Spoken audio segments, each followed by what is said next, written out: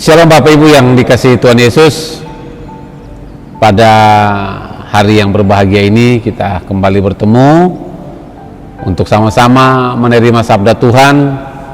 Bapak Ibu silakan membaca di rumah masing-masing di dalam Yesaya pasal 46 ayat yang pertama sampai dengan ayat yang ke-6.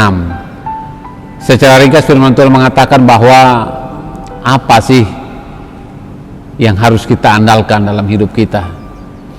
Bayangkan bangsa Israel pada masa itu harus mengumpulkan emas, perak mereka untuk membuat bahan, untuk membuat patung, untuk membuat dewa yang mereka sembah.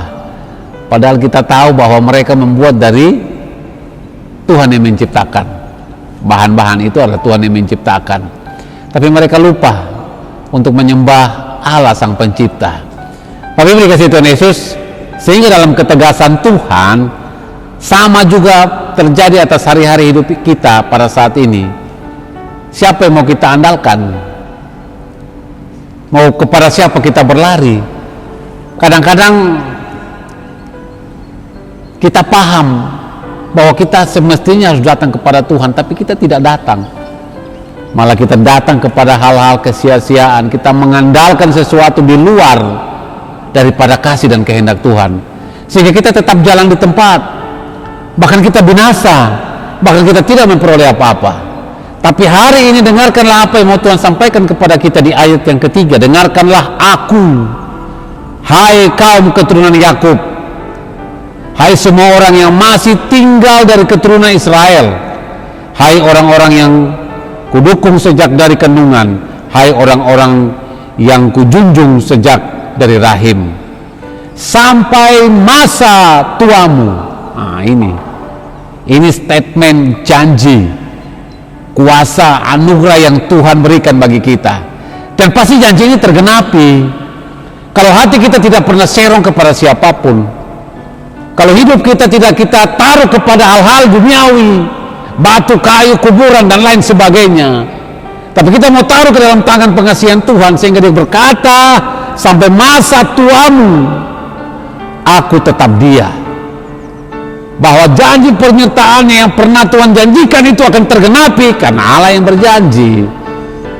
Ini bukan pendeta atau bukan orang lain atau bukan manusia biasa yang berjanji, tetapi Tuhan yang berjanji. Imani itu, bahwa sampai masa tuamu aku tetap Dia, dan sampai masa putih rambutmu aku menggendong kamu.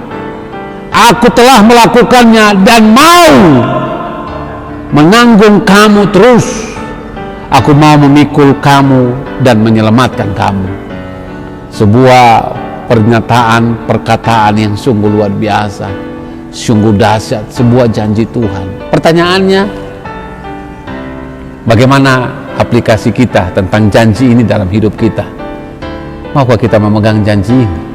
Atau kita hanya berkata, Tuhan, janji-Mu tidak tergenapi dalam hidupku.